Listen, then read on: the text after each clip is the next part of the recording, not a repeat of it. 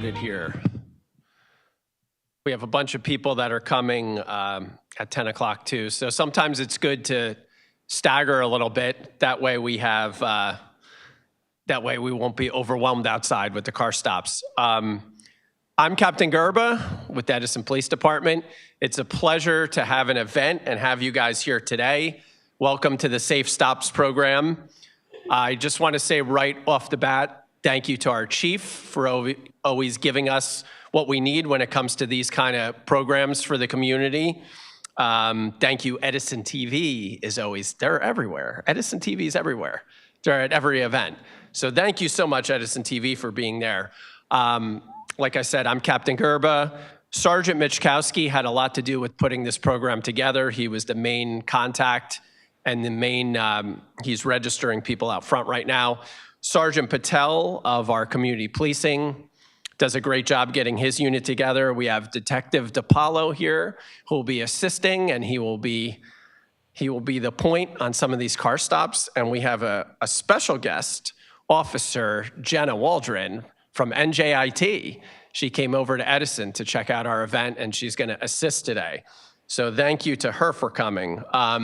Most importantly, thank you, families, for coming out here today and participating in this. We want to put you in a situation of less stress around police officers so that you get to know us, so that if there's ever a stressful situation, we could bring it to a safe conclusion. And that is our #1 objective when we do an event like this. I just wanted to introduce some of the other entities that are here, and maybe they want to come up and say a few words. We have Doreen with Autism New Jersey. Doreen, why don't you come on up?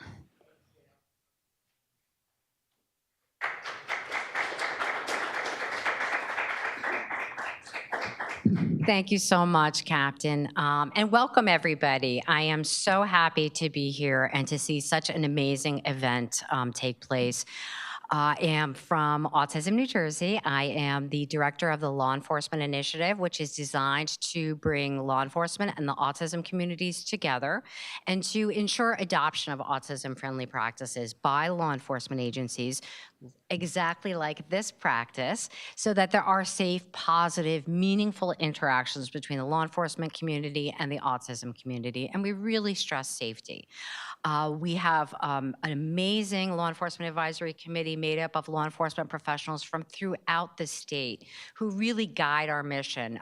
We also check in regularly with the autism community, get their feedback on how we're doing and how they'd like to see law enforcement adopt certain practices.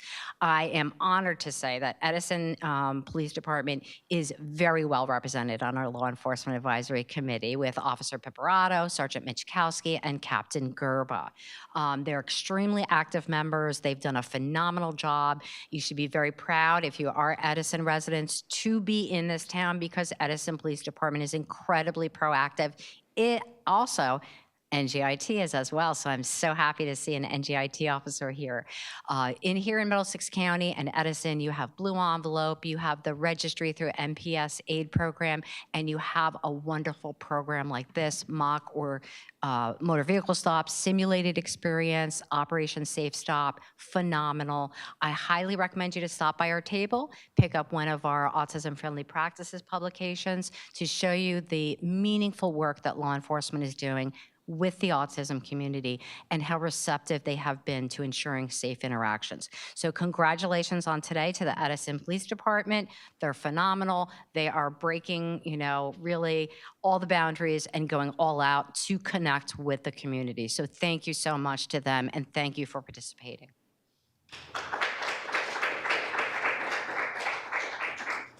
Thank you, Doreen, for those kind words. Also, we have from JFK, Veronique. Why don't you come on up? The floor is yours.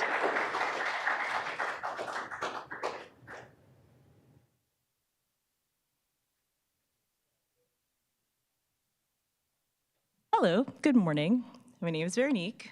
I have something written down, so please be patient. I've been an occupational therapist and certified driver instructor for quite some time.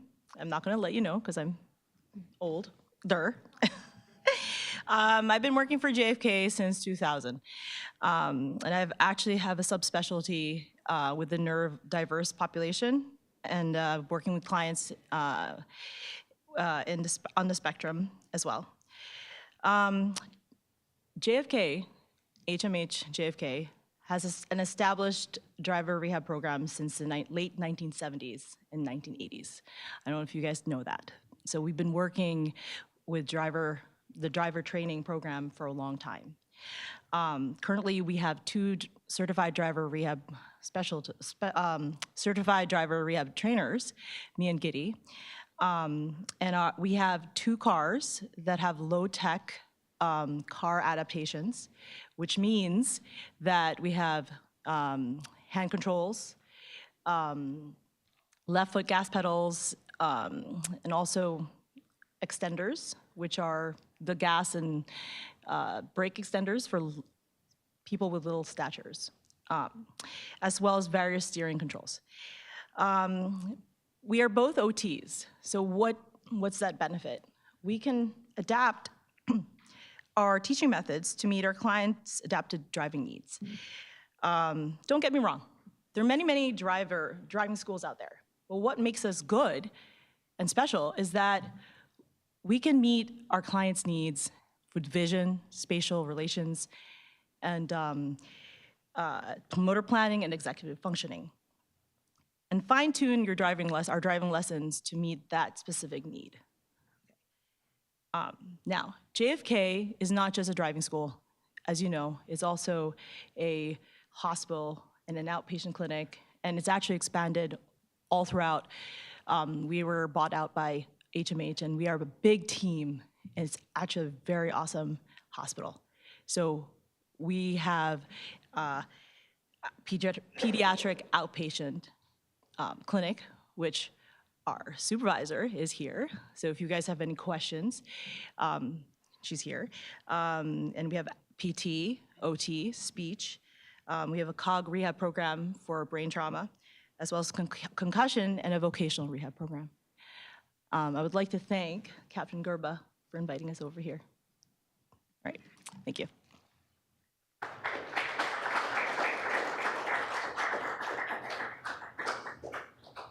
Yeah, and the awesome thing about Veronique, she actually sought us out. She saw the programs we were doing. She wanted to work together, and that's really fantastic when an agency is or an organization is taking proactive measures to try to help other people out. So we really appreciate the work that she does.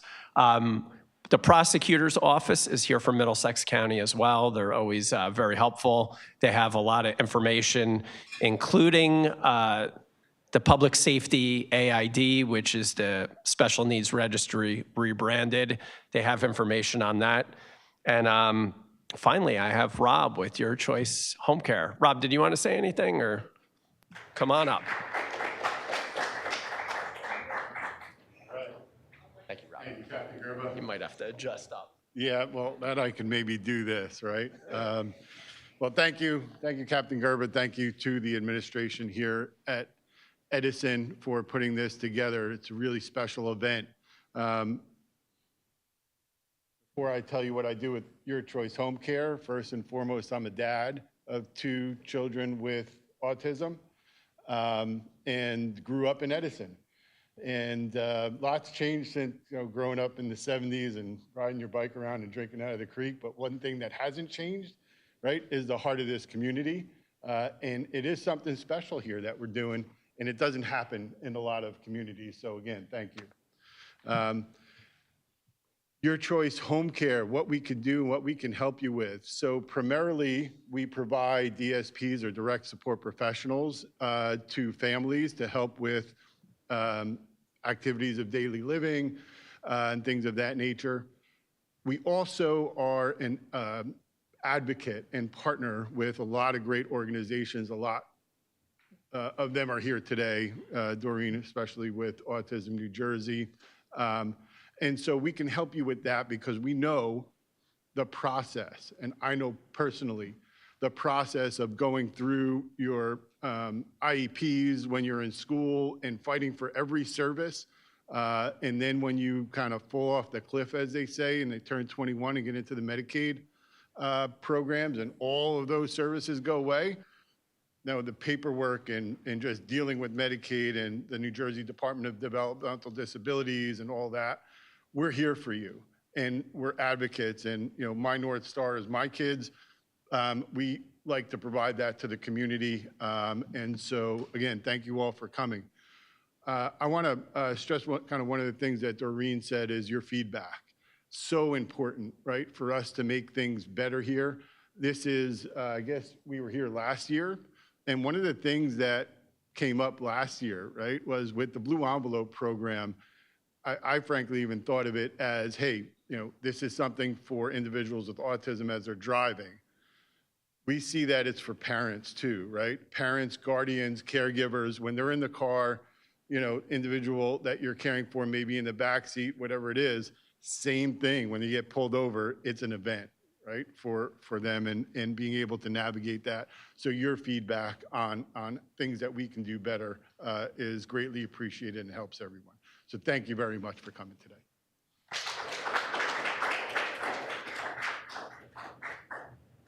Thank you, Rob. And thank you for coming out. Me and Rob really go back a long way in Edison. As an added bonus today, one of our big autism advocates in the community, especially in Edison, is Brian Coletto. And he wanted to come up and speak. I met him at National Night Out. I was instantly impressed with him. He told me he wanted to speak and advocate, and I'm going to give him this platform today. Brian, why don't you come on up?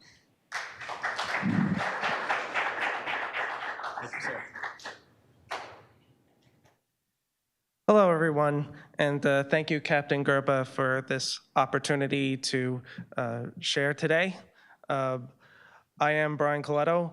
I am a lifelong Edison resident, nearly 37 years.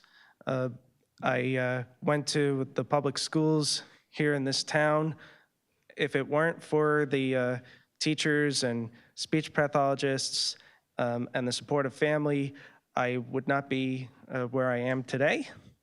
I do a lot of autism advocacy through social media, through videos and sharing stuff, fun stuff, sometimes speaking, and I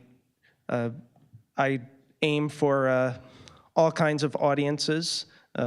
So officers, parents who have children on the spectrum, and for my regular job, I work for a nonprofit that helps provide job placement for special needs adults throughout Middlesex County. So, what are they called? What's the name of your organization? Thank you. The organization is called ESW Occupational Services, located in Edison, but serves all of Middlesex County.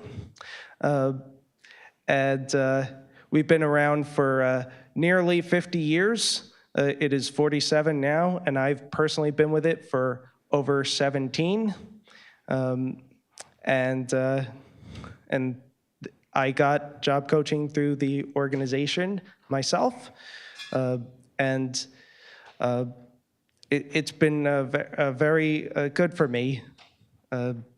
And we don't work with helping people be able to drive per se, but certainly it can help for those who may need some help looking for a job, that they have that independence. So we're here, and I'm here. Thank you so much.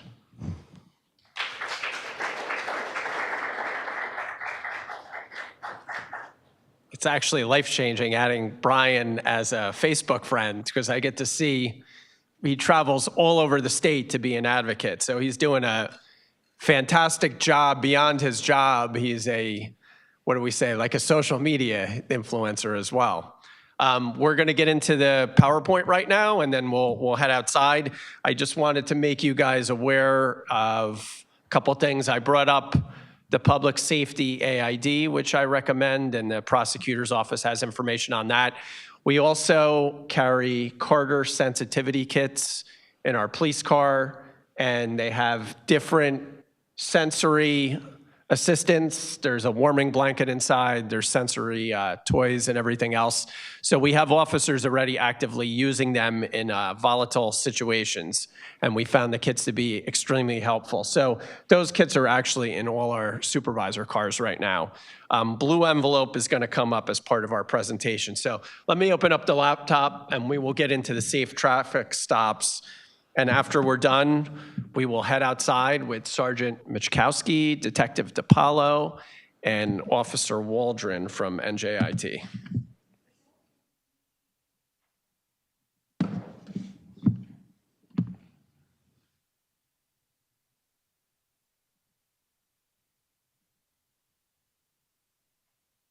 And just reading what it says off, it is our goal for every traffic stop to end safely for all those involved.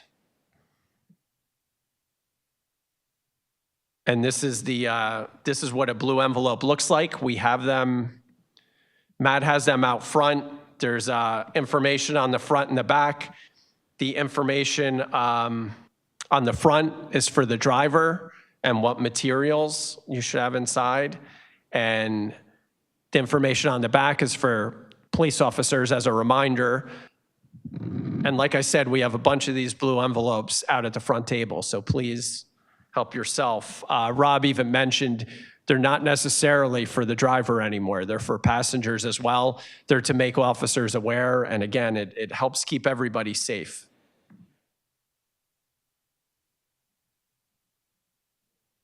These are just instructions of what we do with the blue envelope, putting in an emergency contact card, copy your driver's license, registration, and insurance. If the officer has all that information, it makes the stop go a lot quicker and smoother. And place the blue envelope in a place where you know it is, the glove box or above the visor. Yes, sir.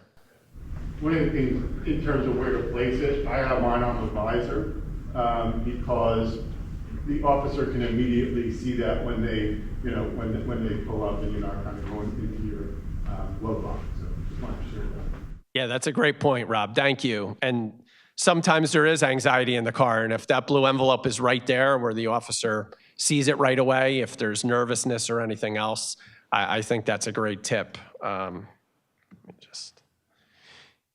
Everybody feels anxiety when a police officer activates their lights behind them. Even I feel anxiety when I'm off duty and a police officer is behind me. So I could imagine you as a civilian, especially new drivers and especially those on the autism spectrum. And that's the whole point of our event today. We want to shake those nerves out. It's okay to feel anxious. Everybody does. So that's completely normal. Officers conduct traffic stops to keep you and others safe on the road. Traffic stops are stressful for everybody involved, including the police officer. And it's stressful for us because we don't know anything about the person in that vehicle, what's in the vehicle, or anything else. So the stress is definitely on both ends. If you are pulled over, officers are required to treat you with respect and professionalism. And that's what we expect in Edison. Everything is on body cam, everything is filmed. So we do expect professionalism from our officers. And this is the main part right here. What do we actually do when we're part of a traffic stop?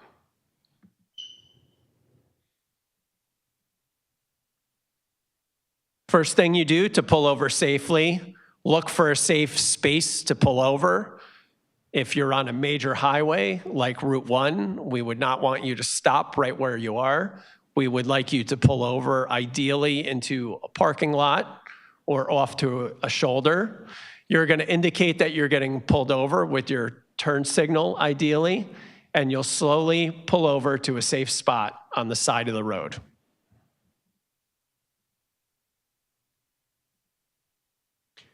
You're going to roll your window down so officers can talk to you. The officer may come on the passenger side of the vehicle, and I had just mentioned a major highway like Route 1, it wouldn't make sense and it'd be a lot more dangerous for us to approach from the driver's side.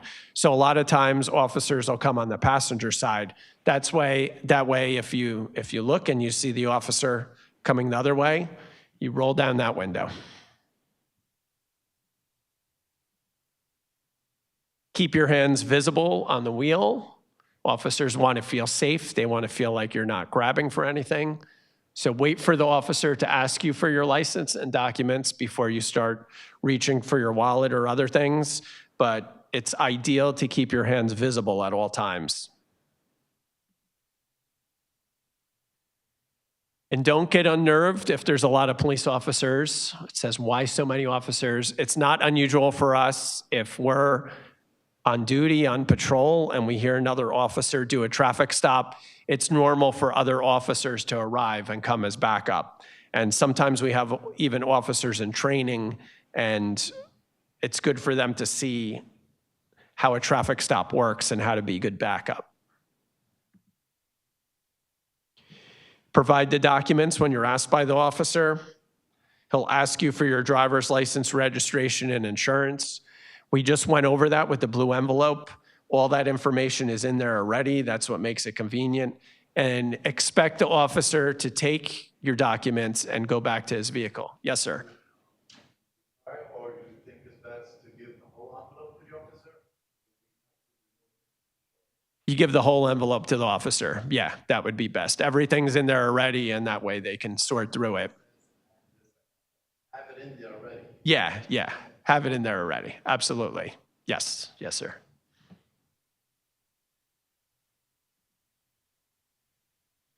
And what you're going to do, you're going to wait in the car. The officer could be checking to see if your driver's license is valid, could be checking to see if the registration is valid, and wait for the officer to come back. He will tell you what to do next. This is very important too. Only get out of your vehicle if the officer instructs you to do so. It's for everybody's safety. Always stay behind the wheel and just wait for that officer to give you instructions. Officers can ask you to exit the vehicle for any reason. And they may also ask for passengers to get out of the vehicle. So basically, we're just waiting for officers' instructions once we're stopped. And stay parked until you're told to leave. The officer will tell you when you could leave. Wait for the officer to be safely back into their car before you leave, and use your directional and pull out safely into the roadway. What about my passengers? Passengers should also remain calm and keep their hands visible. They should be basically doing the same things as the drivers. And passengers may also be asked for identification, so just be prepared for that. This is important too because this is a circumstance that we see a lot of, and there's that nervousness and anxiety. What do you do if you get into a car accident? If there are no injuries and the damage is minor, move the vehicles to the side of the road. It's very important because we will have accidents. They're minor in nature, and we don't want to make that turn into something more significant. So you want to be safe. You pull over to the closest spot with the other driver. You make sure that everybody is okay. And the main objective, I mentioned Route 1 before, major highways, we want to kind of keep ourselves out of harm's way as much as we can and pull over to the side of the road. You'll turn your hazards on to warn other drivers that something has happened. Call 911 and wait for officers to arrive. And you could provide your paperwork when officers get there. Now, sometimes there's major car accidents, there's major damage, and your vehicle cannot be moved. We don't expect you to move your vehicle. Stay in your vehicle, keep your hazards on, wait for officers to arrive.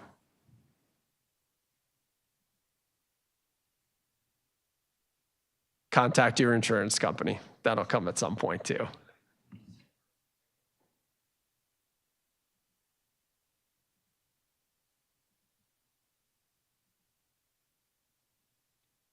So at the conclusion of the stop, the officer may issue a summons, he may give you a warning.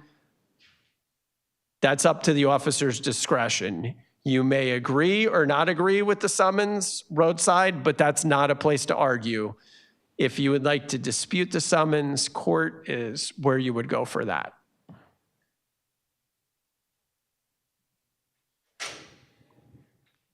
And like I said before, officers have to be professional.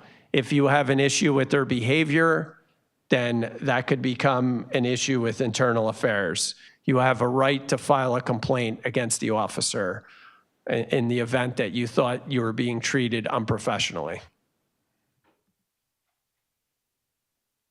But you do have to follow the officer's instructions at the scene. Does anybody have questions? Sometimes if there's an accident, it's said that don't necessarily move from that location, otherwise it could be misinterpreted that way which location is in. So, but still it's okay to pull over on the side because that scene could be a little different than if you pull over, right? We kind of said if it's a minor accident, like sometimes I know these are judgment calls, but if it's a very minor accident, we'd much rather keep somebody safer than be on a highway.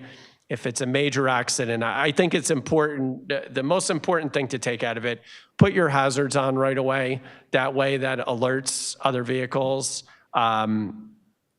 Minor little like scratches, get those cars off the road. If it's major damage, then we'll keep our cars kind of in place and wait for the police to get there. And you end up, is a program or it's just a physical envelope which anybody can have? It's a physical envelope, and we have them out front with all the instructions on it. Yes, they're for individuals, drivers or passengers on the autism spectrum, and they help officers. There you go. Look at that, Sergeant Michkowski right on the spot. But we found them to be very successful in New Jersey so far. I'm sorry, Doreen, go ahead. I just wanted to echo Rob's advice that it's something Autism New Jersey also recommends, that again, it's not just for a driver on the spectrum, also for neurotypical drivers if you have an occupant or passenger in the vehicle who's on the spectrum. So important, because what if there were to be an accident and the neurotypical driver was incapacitated, right? So the blue envelope or some other insignia on the car, if you have, like Rob said, the blue envelope on the visor, right, is kind of an immediate cue when first responders and police respond and they see that and they understand that this is going to require, again, a different approach. Also for a motor vehicle stop, it's important that the neurotypical driver notify law enforcement immediately that there could be an occupant in the vehicle who may, react or be triggered by lights and sirens. So I completely echo what Rob says, and Autism New Jersey takes that position as well. You can very easily alter the envelope to write passenger on it. So that's completely fine. A lot of the counties are doing that. And again, I love these questions. Feedback's phenomenal. We have a survey on our website for Autism New Jersey, specifically for law enforcement and autism-friendly practices. Please feel free to visit our website, autismnj.org. And we also have a number, if you don't remember anything else about Autism New Jersey, please remember 800-4 autism. Amazing information services team. We love your feedback. Please reach out to us. It's a nonprofit, free of charge. We'll help you navigate the system. Thank you. One thing I would like to add, that if a child has a behavior that is on autism spectrum, it's such a good tool, because what if a child having a tantrum? Yes. And you are a distracted by that will be a charge. That's happening. And I'm like, I just couldn't, think because that happens. So it's so good to have this, knowing that there was really a thing that was going on that can't be. Absolutely. Absolutely. Thank you. It's actually one thing, I think it may be a question, but also we go into places all the time where we need to pull out our license to show a form of ID for an event we're attending, or like for the motor vehicle, the DMV. So I think what you would do, since the blue envelope is to be, you have the license in your blue envelope, I would imagine that you would have to have like a copy of it in there at all times, because I think that there are places where we would have to take out the card and make sure we bring it. Because of your social media presence and excellence, what I would say is you're somebody who uses your ID often. It's fine if you want to just put your registration and insurance in the blue envelope, and you could tell the officer, my ID is inside my wallet. Is it okay to retrieve that? I think that might be the best specific approach for you, for sure. You got it, anytime. All right, Sergeant Michkowski, he's going to give instructions on what to do outside, but he wanted to say a few words about what he does really quickly. Before he starts, the question, a copy, can there be a copy of the license until the officer sees it and says, okay, where's the original? Then you say it's in my wallet? Yeah, it's fine. Yeah, we could take a copy of it. That would definitely be helpful if you wanted to do that. Yeah, sure. Sure. Councilman Gerber, to obtain a blue envelope, I just wanted to share my experience and then maybe talk about Edison a little bit, but there was no, just go to the police department and they'll give you one, right? You don't have to sign up, you don't have to show proof of an intellectual developmental disability. Just go there and they'll give you one. Yeah, that's an important thing to point out, because I brought up the public safety AID, which is sort of a registry and enrollment. That's to help us when we go on calls and it's online and you're giving all your information. A blue envelope, we don't track them. They don't have numbers. They're for you guys. They're a resource, and they're to assist with our police officers when we're on a stop.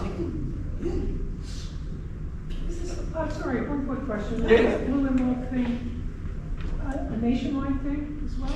So there are many counties throughout the state who have initiated this, and that's what Doreen, as the director of the law enforcement initiative with Autism New Jersey, we're pressing. We're county by county in the state of New Jersey. I think we have 20 counties are on board with it. So in those 20 counties, that means all those police departments are on board. So it's as simple as going in and wherever somebody's local police department is. I know we have mostly Edison people in the room today, so we're covered. We absolutely have them here. But if somebody's in another location, the odds are that they're available at that PD. Yes. Can I jump in? Please. Connecticut actually started the program. So New Jersey stole it from Connecticut, and thankfully, and it's spread throughout. It's, I believe, in California, not statewide. In departments in Arizona, and I just read yesterday that Massachusetts is now starting the envelope program. Thank you. Thank you, Doreen. All right. Okay, Sergeant Michkowski, you have the floor. Thank you, Captain. Just a couple words about what I do. I'm in charge of the Arrive team here in Edison. And what that is, anyone who's in a crisis situation or needs resources, and this goes out to the parents too, you're under immense stress in different situations, and we want, as a department, and it's statewide, is we're here to help you out, whether it's different resources of someone to speak to or how to help out with the child or whatever it is. We work in crisis situations where I always tell people seconds and minutes matter. No different than the AID registry that the captain had spoken about is why, I know majority of the people in this room are registered for it, but those who aren't, the reason why I think it's so crucial, when I was a young patrolman and I'm in that police car, it's great if I get a description of someone with a white t-shirt and jeans. But if you go on a summer day in any park, that's 3/4 of the people that are there. Good luck trying to find that person when it's 3/4 of the people. When I mean minutes and seconds matter is when we're able to go there and we're able to have that photograph of that person right then and there, that could be the difference between finding your child in minutes or hours. And we want to find in minutes, if not seconds. But that's the best way I can describe that, is why it's so crucial and why it's so important. So the same thing with the Arrive team. If anyone is going through that crucial situation, if anyone, and it could be anyone in your family, it could be a mother, brother, sister, cousin, whomever, if they need help, we're able to come there. We teamed up with Rutgers as far as their APS screeners. We have two of the best. I'm a little biased. We have Beth and Melissa. I think they're fantastic. This isn't just an Edison-wide thing, too. If you're in Piscataway, New Brunswick, Woodbridge, you'd be seeing myself in the screeners, too. So this is a statewide initiative, not just an Edison thing. But this is why I think it's so important. So I just wanted to get that information before we start up of why this is so crucial. I can't tell you what great resource it is for the guys and girls on the road, where they're able to call me and say, hey, I think we have a crisis situation. Can we get someone to come in there to de-escalate the situation? And that's the key, is to de-escalate the situation. You know, it's like the captain was explaining before. Car stops, whether the police show up to the house, it's a stressful situation. No one's calling 911 to say hello. It's usually the worst time of your life that you're calling 911. And we want to be able to there, not only be professional, do the right thing, but to de-escalate the situation immediately and calm it all down. So thank you very much for your time. As soon as we're done here, we're going to be lining up downstairs. I'll give you a little further instructions, and thank you again.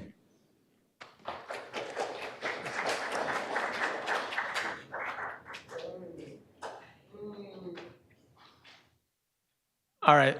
Like we said, we're going to line you guys up downstairs, and we will commence the Safe Stop program.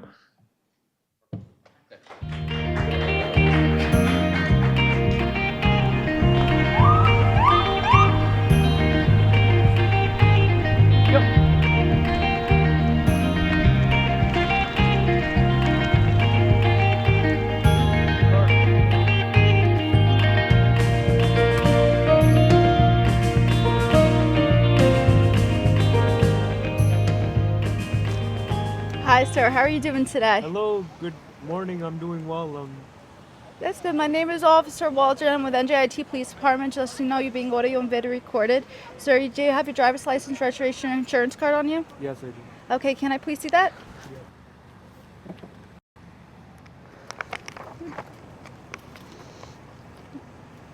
Thank you so much, sir. The reason why I pulled you over is because you have a tail light out. Didn't want to see you get into an accident. So I'm going to go back to my car, okay? I'll be right back. Just hang out tightly. My partner's over here if you need anything. Okay. Thank you.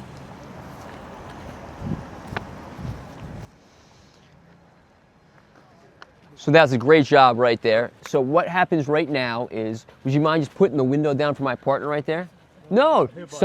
Yep, so sometimes, yes, no, it's fine. Sometimes the officers will ask for both windows down just so you can talk to the contact officer. So right now the officer's going back, running your registration, license, all that pertinent information. Do you have any questions for us during this or anything that you think of? Any questions or anything? So, I should say Officer Matthew? Officer That's completely fine. So if Officer Waldron comes up and says, hi, I'm Officer Waldron, you say Officer Waldron, or you say Officer DiPaolo. Whatever one you feel more comfortable with is no problem at all. So I really appreciate that. That's a great question right there. So right now, I'll say the officer's coming right back with your information. It looks like all your information has been run, and I'll let the traffic stop resume, okay? Thank you. Hi, sir. All right. Hello. I'm going to give you your stuff back. I'm going to give you a verbal warning for the light, okay? Okay. You can take this back. Thank you so much. I appreciate it. You're welcome. You have a good day, okay? I have a little bit of question now. My question is I sometimes when the cop pulls over, that when I get a little bit nervous or when the flashing light happens, I just want to know how I could, I should just keep my hand on the wheel and then just wait for the further instructions, but don't get my stuff out right away, right? Yes. So wait until the officer comes up to your window. So your hand's going to be on the steering wheel, and then once the officer asks for your license, registration, insurance card, that's when you have permission to go into your glove box and retrieve those papers. And sometimes right away the officer will ask if you could put the window all the way down. At that point, you could take your hands off the steering wheel and press the button to put your window all the way down, just like how the sergeant was saying. But you did a good job, and Thank you. you're welcome. This was like role play. Oh, yes, it is role play. That's why we're here practicing it.